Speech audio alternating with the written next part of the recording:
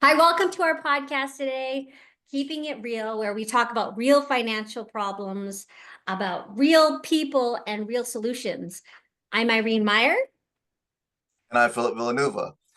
Thanks for introducing us there, Irene. And just carrying on from our conversation last week, I'm the Bachelor of the Year, right? You were really promoting me as the single Bachelor of 2025. Thank you very much for that promotion. Yes, you got to embrace that, Phil. You got to embrace that. I think a lot of people our age, I say our age, I'm not even going to say your age, but our age, I think, have a lot of life experience that I think a lot of our viewers can really benefit from and not make maybe some of the mistakes. Would you agree? Oh, absolutely. Let's face it, if we were our younger selves and if we listened to our older selves, Yeah, we would probably live totally different lives. Totally different lives. that's true. We might not even know each other just based on That's where our lives would take us. Yeah. And that's just it. Thinking back to the mistakes, if you want to call them mistakes, or the growth periods that we had, really directed to where we are today. Right. Yeah, yeah. So now, in saying that, last time we talked about individuals and preparing financially for the future and whatnot. And it started to roll into the idea of we're not just sometimes an individual dealing with this situation, we're couples dealing and families dealing with this situation, right? And how do couples work together? I think last time you were discussing when is a good time to speak about your financial planning, right, with your significant other when you're starting a relationship or whatnot. And then it started to roll into we're a couple now, and now what are we doing? Yeah. So here's my question to you. Okay, so you're married with a partner, um, typical scenario.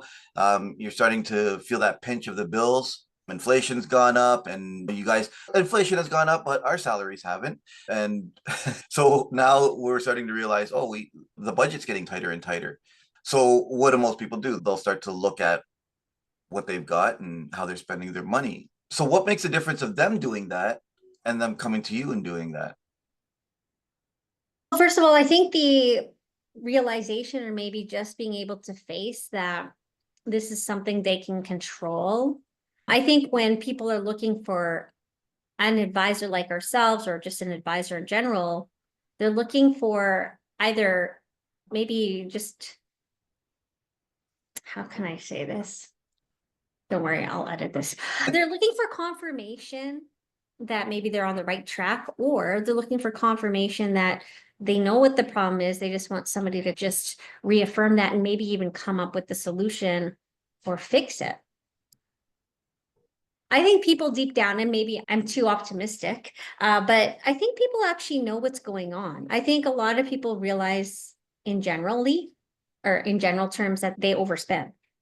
It's just a matter of if they're willing to make a change now or thinking that you have lots of time to change, not realizing maybe what brought them to that habit to overspend in the first place would probably be the biggest reason at least I can probably see is it's all those habits that they've come to um, accumulate over time that's got them to that point that it's not something they can turn on and off. It's like that whole, if you've ever had an addiction, like if people who smoke, that's something that I did back in the day, where you know it's bad.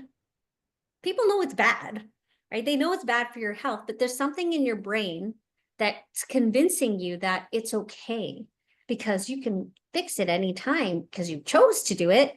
You can choose not to do it. And for some people, it's just a matter of for some people, it's I'll quit cold turkey, and that's just it. And then for some people, it's I can't do that. I have to wean myself to change. And I think the advisor in your question is that support system for them to either make a change because they feel like that change will maybe be re-inspired by an objective party, or almost the advisor just fix it all. Like, Yeah. have you ever had somebody, Phil, have you ever had somebody who you knew, like a client, where they knew what the problem was and they put the kind of responsibility of maybe just even telling them what the problem was and also fixing it and almost putting the ultimate responsibility on you to fix it for good? Have you ever run into that Mm-hmm. type of client. A couple times actually. Yeah. And what's interesting about that though is, and you know what, when you were saying, when you were talking just now, I just met with a client just the other day, and awesome. She's turning 60 this next month, and just as real as they come, as real as they come. Doesn't pull her punches or whatnot. But yeah, literally, it was what you were saying. Here's my problem, fix it. But then when I gave her the solutions to fix it, she goes, I'm not going to do that. Because that's not, she's turning 60. She's never done it. It's not her habits. And I knew that. Like we were able to talk. It was, you have your professional, you have your client. We didn't have to go there.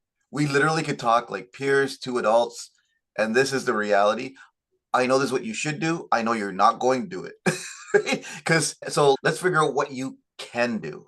And that was Yeah. a really interesting scenario, because here's the thing is, she in her entire life has never done anything to, unless there was a shock factor. Like there was a shock factor in her younger years where she had a heart condition in her younger years, where she's got two kids, two daughters. They're in their 20s now, but so there's a big span with her children. But she had one of those fear factors where the doctor's saying you may not live long, right? So immediately she went out and talked to a funeral services and made arrangements, right? And had that put in place. But it wasn't until there was a shock factor, right? Now, financially, there was nothing, didn't speak to a financial advisor, didn't speak to anything. So financially, there was nothing put in place, no protections, no nothing was there, right? Until her daughter spoke. Actually, I ran into her daughter, and I spoke Oh, to her daughter, and her daughter took me on as advisor and referred the mom, right? And then speaking with, when I first met the mom and we did a kind of a financial assessment, the mom had nothing, like nothing in place. And this is the lady I'm speaking about, is the mom. She had nothing in place. So it was really interesting. So I said, you know what? In our very first meeting, you haven't done anything, right? The best thing to do is let's just stand up. Let's just start something, right? So we started mhm. a small little investment portfolio just to get something started. And she started, and then I put a little bit of a budget plan in place for her. Nothing major, just something here, follow it if you choose. But the key factor is let's start doing something towards saving, so then you know that some kind of a habit can be formed here. And it was a very minimal amount, nothing major. So we started doing this, and now that was I want to say 6 months ago, 9 months ago, roughly, and we met again. Now, so we met the second time around, and now she's increasing what she's done. We looked at her bank accounts, we looked at her stuff. She never had anything in her bank account. Now she's got money sitting in there. She started realizing that with her budget and with the plan that she's tried, even though it was just following a little bit, it was the baby step. And now we want to do, I recommended, okay, now that you have something in some kind of habit in place, let's try and do a little bit more. Now we talked about looking at her retirement number, how much she should have saved up for her retirement, and when she wants to retire. We looked at that, and that's a really difficult, at this point, really difficult number to attain, but not out to a point where she can't attain it. It's just we still know that her habits still to this day won't allow her to do that. So it's one of those things. Okay, let's go from a stand up to now let's start walking, and let's just do this little bit. And so it's going to be baby steps. But are we going to attain that actual retirement number? Likely not. But at least she's going to have considerably more than before she met me. And really, that's all I can help with at this point, because of the fact that even though she knows the problem, even though she's now fully aware of the issue, her she's conditioned herself throughout her entire life to the age of 60 this way. Yeah. She's not going to be able to turn on a switch and just fix it, right? And do the things that are required. Some people do have that, but we are talking the rare person in the minority out of us all, and we all know that. How many New Year's resolutionists are out there trying to turn that Yeah. switch, and they'll do that switch for a month or two and then they're done. As advisors, we have to realize that. We have to realize we're not just dealing, even though realistically it's all black and white. This is the numbers. This is the way it is. Numbers don't lie. This is the way it's going to be. Yeah. We know that as advisors. However, the gray area is we're dealing with people's personalities and character traits. Yeah. So Yeah. keeping it real, if we're going to keep it real for these people, we have to take that into account as well. We can lay out a budget. Oh yeah, no problem. Let's start throwing $1,000 a month into an investment portfolio, and we'll do this and we'll do that and yada yada yada. And you're going to be rich in the next 10 years. Oh, hey, that's great. They'll do that for a week. Yeah. Yeah. Yeah, and then they're like, oh, I can't continue doing this. I don't have enough money. Your budget says you do. Your budget says you do have enough money. But I want to go to the concert next weekend, and I want to buy that Gucci purse, and I want to do this and I want to do that. Right. Right. So those are the factors that as advisors we have to realize people still have their wants. It may not be practical wants, but they still have them, and we can't change that. So it's just how do you deal with that when you're Oh, dealing with people's futures? And okay, you might be 20 years old now and you may want to party every single weekend, but by the time you're 50 and 60, you're not going to want to do that anymore. But now you don't have anything. yeah. And you don't have the rebound time that you have when we first spoke. Yeah. So how do you get that into someone's mind? And me and the mother actually talked about that because she's got 20, her daughters are turning in their mid-20s now. And it's Right. one of those things where I was listening to something and generational conditioning. In our industry, there's generational wealth where you can set up things for people to pass on their profits to their next generation and carry on. But if the generational conditioning is not there, are they going to do that? And how many, like, again, your parents did this one way and you grew up seeing that, you grew up living that, and that's the way you were conditioned. You're obviously going to Right. live the same way, right? Right. And that's why you see the families that are struggling, their kids are struggling, their grandkids are struggling, and it just carries on. How do you Right. break that? That's part of the idea of generational wealth. You have to break that generational conditioning as well, because of the fact that you might do something, get something in place. It may or may not affect you per se, with the hopes of affecting the next generation.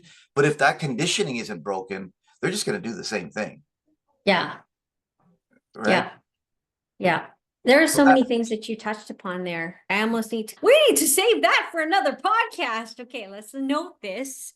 Let's talk about what you started with the nice lady there that was real. You could talk to her real. We are talking about baby steps. It's interesting because when you were talking, I immediately felt triggered because I've seen it so many times where, and this is a me problem. This is not a problem. This is a me problem where I just wish that people would listen to me. And it's not because I want to control. Yes, I have a little bit of that too, but it's more so because I've been there and I've done that. And if part of my gift to people, and I think you might feel the same way, is to tell them about how I myself have been where they are, where I thought time was infinite, where I can make that money back. I don't know how many times I thought that. Thinking back now, I'll just pay this back next paycheck, right? I'll just put on my credit card for now and I'll pay it back, right? And that kept going and going. So I'll just reconsolidate these debts again. I'm okay, right? I'll always have this job. I can't help but feel like that's a common feeling people have. They don't see what's 10 feet in front of them. They only see where they're standing and how they're going to be able to make themselves feel better in that moment. When you talked about baby steps, and now I'm speaking from a point of view of being an advisor, because I think a lot of advisors probably feel this way. This is why you have advisors that will only deal with people who have a certain amount of money, Mhm. right? Or a certain position. And not that's bad because time is money, right? Like you want to work with clients who would be worth working with. When I say worth working with, let's face it, I'm not going to spend time with somebody who simply is not going to be as engaged in their financial position as I am. Like that does not make any sense because ultimately they do the work. But you found a way to help this person based on what you know about their experience, which is they've never done it up till now when they're 60, but we have to do something, even if it's a small step. Now, I don't know how long she's been your client, but at this point where she's been doing baby steps, do you feel that she's the type of person to see this nice little nest egg, however small or big? Do you feel like because of her habits of spending, she would be the kind of person who'd go to, hey, Phil, how much money do I have in that account? I have to pay for something. Do you feel like, or do you think she's built the habit of knowing like that money is not for me to even look at? This is for my future me. Do you think she's there yet? No, and here's how I know that. Okay, Oh, because she set up an investment portfolio, a TFSA, a tax-free savings, that one up with me. That's how we started the baby steps. But she already had one on the other side through an institution, right? And obviously the institution one wasn't doing all that great, but she didn't let me know about that one until this time around. That was she had that in her back pocket. So when we looked at that, and I looked at the statements of that, I saw how she was taking money out of it. oh, that was her that was her go-to for extra money, was that account. So when I saw that, I was like, okay, we know, like, we're setting up this TFSA. She hasn't touched this one that we've had for about 9 months or whatever. Like I said, she hasn't touched that one at all. So she has an understanding that this is one that she wants because it's doing, like, the portfolio I set up for her is doing exceptionally well. The bank one is not even making 1%, but it is, right? But it is doing better than what a bank typical savings or checking account would do, right? mhm. So what we did is, you know what? If you want one with a spending account that's getting some kind of a rate of return, let's keep it. No problem. Keep it. And let's just put so much into that. Continue putting so much into that every month. Put so much into your thing. And that can be your go-to spending. The other one can be your go-to spending all the time. Right. Right. And just keep doing what you're doing. But if I just stop that one completely, she's just going to go to the one that she's trying to save up for her retirement days and start dipping into that. So why would I do that to her? Let's keep this going. We'll just control how much you're putting into it and factor in more into this one. So And question for you, like about that, sorry to interrupt, but that one that she had at the other financial institution, I'm guessing the bank, was she putting into that regularly as well? yes, Oh, so then she's done it before. yes, she's done it, but she's one of those, she's constantly dipping into it, constantly spending it. So she's not really saving anything. When I met her, she was just spending it all the time. She was saving in her mind. She wanted to do it. And again, this is why she triggered me when you were talking, because she knows what she's got to do. But obviously the advisors at the bank and they don't. It's funny because I just had an interview with a banker. They don't advise anything. They're there to really just take the order and submit it to the wealth company that was going to take over the account at that point. They submit the Right. paperwork. They're the kind of the middleman to the paperwork. So be it. And so when she set up her stuff, she never got any advice from the banker when she was setting up her investment portfolio. No budget, no none of that. So she didn't have anything. So as far as she was concerned, it's just another bank account. That's how she was really seeing it. Right. It's just another bank account. She didn't know Right. she didn't know anything about it. And what do we do with our bank account? We spend it. Right. How many times do Right. you have 3 or 4 different bank accounts and all of them have nothing in it? Yeah. So when they go into a bank and set up an investment portfolio, the bankers are just setting up the paperwork, just like when we open up a regular bank account. Really, they're just setting up a portfolio. They might do a risk assessment with us. They have to do a risk assessment with us, right? So they do that, but Yeah. realistically, it's just another thing that we're signing. We don't really even know what we're doing. No. So we're just signing another piece of paper. It's gone. We've just opened another bank account. Yeah. When we're doing our personal budgeting, because they didn't do any for us, we're just thinking, okay, I'm going to put a little bit here, a little bit there, a little bit there, a little bit there. And when I need money out of here, I'll just take it. When I need money out of there, I'll just take it. I'll just keep take it. And then nothing actually ever grows. And when something happens, you're like, oh, dang it. I don't have any money now. Yeah. Your But do you car think breaks that like down. when she gets to that point though, that's what this is an interesting conversation because she's had this kind of hidden little account at the bank. When she runs out of that money at the bank, do you think she would come to you or maybe even behind your back, try to take money out of the TFSA you set up for her? Is she or did she learn her lesson a little bit about saving for the long term? Those are one of the things that I wish advisors had crystal balls, and and we can look into what people are going to do. And Yeah. then on top of it, people's behavioral patterns or what's going to happen in their life and what they do under stress, right? You never know. It may not even be where they don't have any money. Maybe they have a relationship breakup and now they're just They're going through, what do you call it? Like depression spending Yeah. and things of that nature. So you never know what a person's going to do. All we can do as advisors is offer that comfort of, okay, you at least you have this, so why would you take this away from yourself? Yeah. Right, and things of that nature. With the things going on in the governments right now, because I just met with a client today, I let her know you might see some fluctuations in what you're doing right now. Hmm. But time over timing, you don't want to act now if you start to see your stuff going down right now because of what's going to be happening in the government issues, because it's going to escalate considerably back up again over time. So you can't like it. That's another thing people will go through. You might be going through an emotional period in your personal life, and then you start looking at your bank accounts, you start looking at your statements, and you see maybe your investment portfolio going down. So you take that emotional situation you're in, and now you put it onto your financial situation and say, oh, you know what, everything's going down, take everything out, I want to pull everything out right now.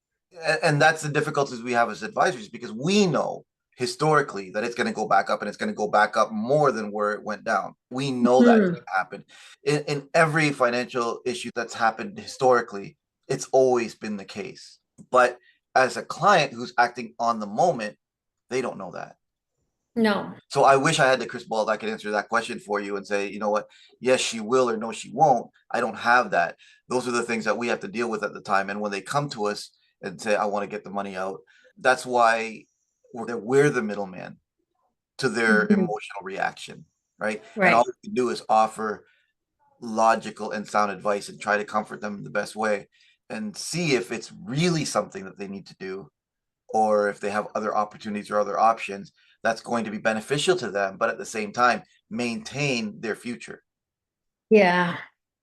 So there comes a time when we have to decide if we are responsible for what happens in their life. I feel like, and maybe it's just a question for me and you, because we're both very, how can I say, we empathize with their clients very much. It's not just a transaction for us, but that could be a bad thing for us because we Absolutely. take 100% responsibility for anything that goes wrong in our clients' financial lives. And not because we know inherently it's our fault, but because we just empathize. We take accountability because we've been dealing with them. But again, not because it's our fault that the stock market came down, or not because it's our fault that they've overspent over there. And but we still feel inherently accountable or responsible to fix it. So when you talk about baby steps for this lady, again, coming back to how I felt immediately, and I don't know if this is just years of feeling like sometimes I feel helpless with some clients who I can't help them any more than they can help themselves sometimes. Do you think that for advisors, now speaking in terms of speaking on behalf of advisors, do you think that in some conversations now learning this whole situation, do you think, yeah, we don't have crystal balls. I get that. But we do now have this learning experience that we can draw on for the next person we sit in front of to determine, maybe I can ask certain questions of this person to really gauge, you know, what their responses to stress is and if it affects their money situation. Because I think you touched on something very important. Some people overeat, some people overdrink, some people smoke too much. Like in times of stress, some people will push it down and maybe just not let it come out, but it affects them physically. In times of stress, I think money is a very big thing. How many times people reward themselves because they've had a crappy day? I'm just going to go buy this bag for myself because it's going to make me feel better. And how many of those days do people have to have before they realize they've overspent? I feel like there's something to be said there. So if we were to come back to a new client, let's say we're coming back to a new client, you've just met this client for the first time, you've just learned this lesson about this 60-year-old who didn't have any kind of habits built. Let's say this person's not 60. Let's say they're 30. Okay. But you know that it could go that way again, right? Where they overspend, because that's just how it is. Is there any questions you would ask that person to determine, okay, How do There you are handle money now? there's a lot of questions you got to ask these people now, because let's face it, you could be that advisor who really doesn't care, who is Yeah.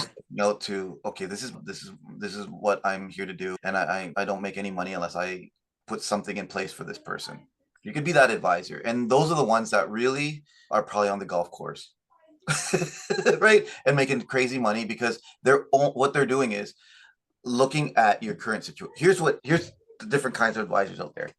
What's your current Hmm. situation? Okay, I'm making $100,000 a year and yada yada yada, and I'm doing this and I'm doing that. I've got a house. My house is almost paid off. I've got a car. Okay, great. Let's have a conversation. And then you have the client that it's me and my wife and my child, and we're really struggling, and we can't get our ends meet. Okay, maybe what you should do is see if you can increase your income and come back and see me in 6 months.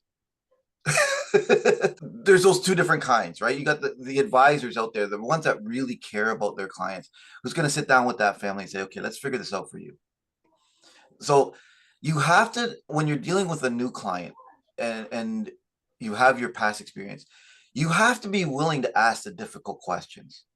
Yeah. If you're not willing to ask it, and why don't advisors like asking those difficult questions? Because there is a very good possibility you're going to lose that client because they don't Well, want give to me answer. an example of a difficult question where an advisor would feel like they're going to lose that client. Give me an Well, example. okay, so just delving into their personal, where you have somebody who you can see, okay, you brought up smoking. How expensive is smoking? Right now, holy man, Crazy like, expensive. yeah. Crazy. Or dining out. How expensive? Okay, I had a client who said that they had a $600 grocery bill, but they eat out every single day. Oh my God. Okay, you're spending $600 on groceries and you're eating out every single day. So when you eat out, where do you eat out at? Oh, just fast food all the time, every day. How many times?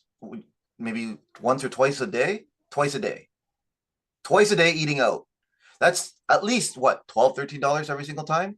Now Yeah, at there's no least. longer a $5.99 Happy Meal anymore. No, Like no. you're going 12, 13. Like going to the McDonald's is just as much as going to a restaurant almost, right? So you're spending $12. So let's do the math. So you're spending almost what, $30 a day on eating out. How many days a week? 7 days a week. So you're going buying $600 of groceries and eating $30 a day every single day of the week. Yes. So there's another $900 every single month on eating out. Mhm. Okay. So the difficult question is, why are you doing that to yourself? Hey, there's who, as an advisor, are you going to go there? Are you going to ask, why are you doing that? Or here's the other thing, you got a smoker out there who's a father, right? Wants to do something for his family. Okay. How much do you actually love your family? Or what's more important to you? Your smoking or your family? Oh, Because the reality is the only thing on your budget that you can move around is your smoking. yeah. Everything else is a necessity. Everything else on your budget, because you have 2 or 3 children to take care of. You need to, that's an obligation that you have to do. You don't have a choice there. You have a partner, and the two of you are both working. And even with both your jobs, your budget currently is only providing for your home, your food, and your children. Your Right. wife isn't doing anything out of the ordinary. You're not really doing anything out of the ordinary, except for the fact that you're a heavy smoker. So what you're telling me right now is your smoking is more important than the livelihood and the well-being of your family. Okay. Yeah. Yeah. You You can turn a client right off. or you However, can wake them up. sometimes it needs to be said. Yeah. Are you the advisor who's willing to say that and potentially lose that client? Show them that you actually care, right? Mhm. Now, you obviously can't attack them with it. You have to say it in a gentle kind of way, obviously, right? Yes. But at the same time, that's just the reality. Yeah. And if you're not willing to say and ask that difficult question, what means more to you, right? If you're not willing to ask those difficult questions, then Hmm. realistically, what's going to happen is that person is going to say, you know what? Yeah, I want to do this because I really care about my family. And I really, okay. So you just put it in place. But 6 months later, they can't afford it anymore because they have a heavy expense on smoking. Hmm. And that question was never posed on them. That reality was never pushed into their face. and they're canceling everything that they've done for their family because they can no longer afford to do it. Yeah. Right. And now you've canceled everything because they even go behind your back and cancel everything. And then what happens is 6 months later, they're coming back to you and want to put something in place. Why? Because my daughter is sick and we need to put something. Oh, it's too late now. We can't do Yeah. it. Or the father now has been diagnosed with cancer because of the smoking. Unfortunately, you're no longer insurable. Yeah. Okay, great. Now what? I don't know what's worse as an advisor. Having a client coming back saying, my daughter just got, you know, we just got into a major car accident and something's happened to my family. Remember that stuff that we put in place? Is it still there? And how's having to have that difficult conversation with the client sitting in front of us saying, unfortunately, no, you canceled everything, remember? And I can't help you anymore. And they've lost Yeah. a daughter or they've lost a child or they've lost a partner Yeah. and they have no money to mourn them. Like they have no money to assist in this difficult time. Or you want to be that advisor who asked them up front, what's more important to you right now? Yeah. Which is, and they walk away, which is going to make you feel okay with what you did. I was listening to an advisor who didn't ask the difficult question and had the partner. So it was a husband and a wife team that came to speak to this advisor, and she didn't ask the difficult question. She didn't do it and didn't. She was new, she was green, and didn't push into it. And the family walked away. The couple walked away. He was one of those people that worked out in the fields, and they had a construction accident. He passed away. So she comes back and to this advisor to have a conversation about what they were talking about. And she had to have that exactly that difficult conversation of, unfortunately, no, you guys declined everything. I don't have anything. And they didn't have, and she didn't have anything. He was the breadwinner. There was nothing in, right? So now she's got nothing. She can't even mourn her husband properly. And this Mm-hmm. advisor has to turn them and walk them out the door, right? Yeah. And this is when she was green. Now she's got 20 years in the industry, right? Mm-hmm. And will never ever let that happen again. Yeah. But lesson learned on our part, lesson learned on that client's part, right? But at what cost? Yeah. Yeah. There's a lot of probably lessons in Yeah. life that we learn afterwards. And as long as you keep it as a lesson, I think that's the important thing. I think this is a great opportunity to end this conversation because we hit on a bunch of marks here. And to be honest, I forget the question. Okay, well, what was the question? What are we gonna name this podcast? I'll edit this. We were going into the idea of families and how families can help each other and how to prepare families and things of that nature. But here's the thing is, when you're dealing with families and you're dealing with scenarios, you're still, and this is always a difficult part of our profession, is we are still dealing with people's individual personality traits and characteristics, right? Which unfortunately does affect the family. And this is why when people are looking for partners and relationships, they want to see people with kind of at least to have goals in place, or whether you actually have it there now. Doesn't matter unless the goal is in, that doesn't matter so much. It can or it may not, depending. But they at least have to have a direction, a goal. They have to have something that they're working towards and actually working towards it, because someone could say, yeah, you know what, I want to do this down the road, but are doing nothing to get there. Yeah. But there Yeah. are those people that have this dream or this vision, and they just don't know how to get there. That's Yeah. different. That's totally different, Yeah. right? Yeah. And maybe at the end of the day, it's like knowing like how to spot them. Mm. At least for an advisor, from the advisor's point of view, how to spot if this person is ready to work towards there or just wanting you to figure it out. Because I've dealt with clients who made me feel like it was my fault that they Yeah. were broke. And I just gave you a solution because you didn't like the solution doesn't make you being or feeling broke my responsibility or my fault. And I suppose different advisors will react to that.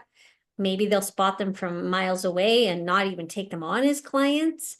And I guess I'm stubborn, and I think you're stubborn too, that you feel like you can probably come up with the solution for anybody. And we hurt ourselves in the process of trying and not succeeding. But maybe in another podcast, we can definitely talk about the personality traits and the beliefs that people bring about money to the table.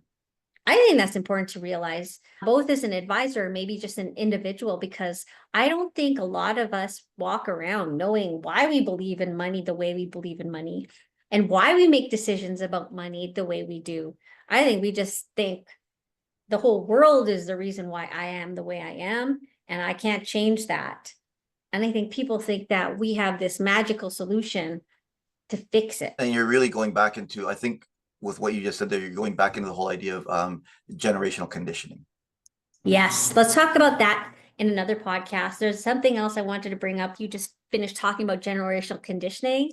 I have this thing where I call generational debt and 3 different types of generational debt. So anyways, I think this is a great time to sign off. Thanks for joining us, guys. Another great session, Phil. Thank you. Yeah, and to you as well.